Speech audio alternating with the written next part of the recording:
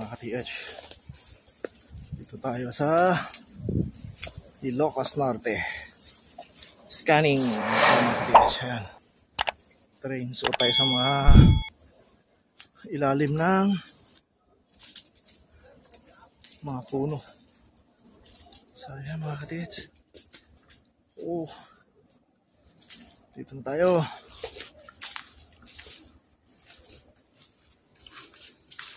Ito sa ilalim.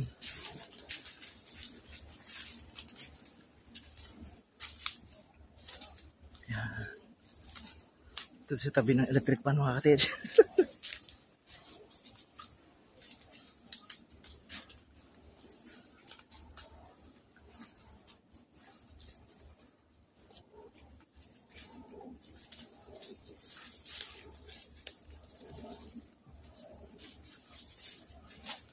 Sige, suot lang mga ka-TH.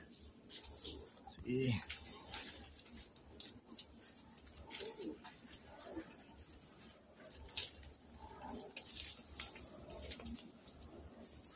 So rinig na rinig yung electric pan. Oh. Ha? Dito na tayo sa click.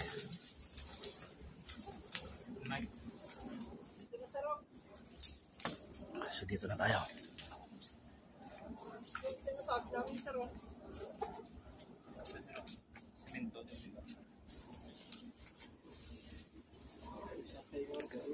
Saan? Yan sir, yung napakabog. Semento yan? Semento yan.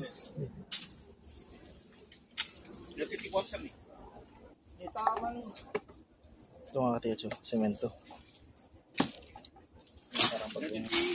Semento, parang kunata to.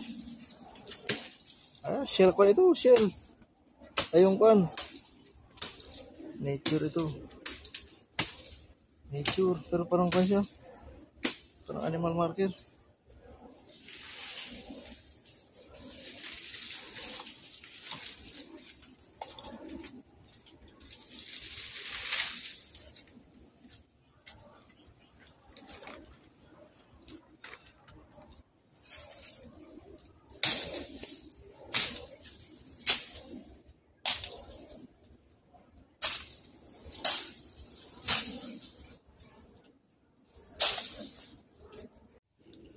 So nandito po magandang hapon mga ka-TH. Nandito po tayo sa Ilocos Norte. So dito po sa kinakatayuan ko makikita nyo po ito isang puno ng bangar sa Ilocano. Hindi ko lang po alam kung anong puno ito. Bangar kung tawagin nila dito. May bunga po yan siya na gano'n, no? Yeah mga TH, comment na lang kung ano yung bangar. Yan yung po yung bunga niya. So dito po sa aking kinakatayuan, ito po yung puno ng century tree ng bangar. Dito po sa puno na to, may nakuhanan po dito. 3 bareta. So ito po yung giveaways. So ito lang po yung pinaka-marker niya rito. So lalapitan ko. Ito. Yan. Ito po yung bangar. Bangar sa Ilocano kung tawagin nila dito. So ngayon po, dito sa puno na ito, nandito po yung hukay na to. Ito. Yan, ito po yung hukay nila. Ayon sa mga nakakuha po, wala pa hanggang bewang ito na nakuha nila. Yan. Ito po. Ito. Dito mismo nakuha yung dito item dito banda dyan. So wala pa hanggang bewang na nakuha, 3 bareta. Itong butas na puno na to yung mga ka-TH. So magmula dito sa puno na ito, pag nakaharap ka sa puno dito papunta doon, ito po yung east. Etong nandito sa likod ng butas, west. So dito linagay sa butas, west direction, ang distance 3 meters lang magmula sa puno. So ito po, ating binalikan mga ka-TH kasi ang kwan kasi nito, ang sistema kasi nito, mayroon linagay na 3 bareta sa mababaw lang. 1 meter lang po ito mga ka-TH. 1 meter. Tapos, ngayon, kasi ang setup ng mga Hapon, pag naglagay siya ng mababaw, pag nakuha na ito, yung hunters, aalis na, hindi na babalik kasi nakuha niya na eh.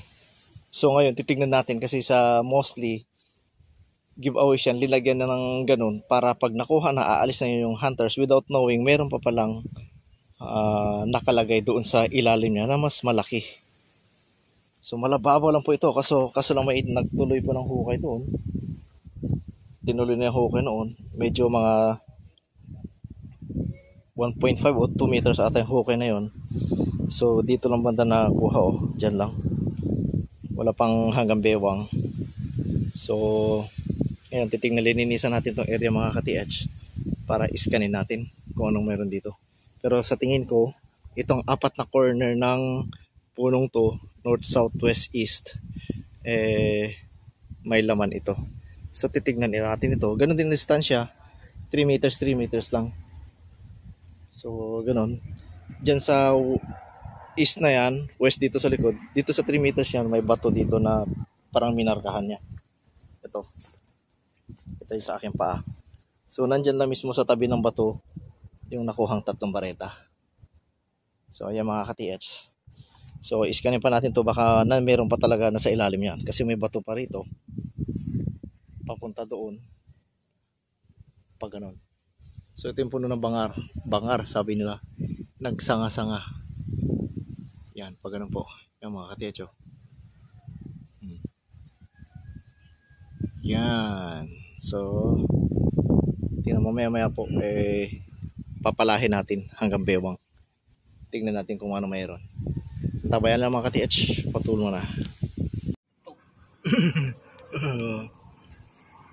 Dito yung pinaka. Opo, doon yun na po pinarking. Sabagay kung makadaso.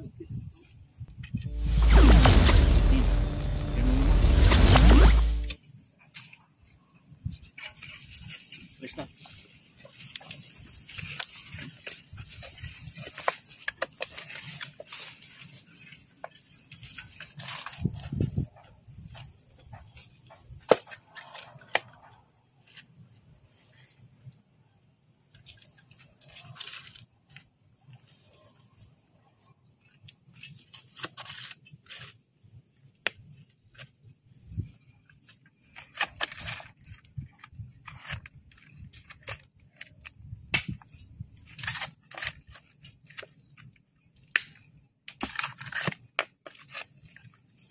Umur, hindi kalapan ito.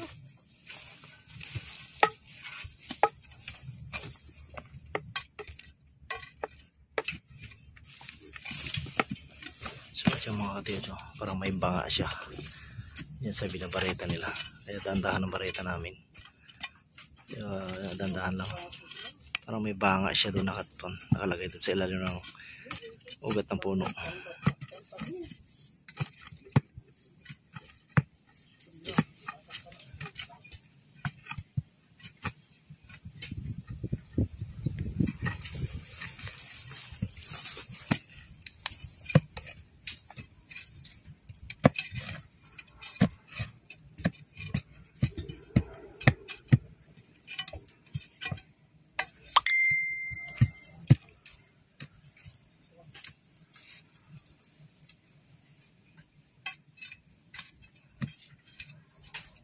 Kwadrado na o parang banga.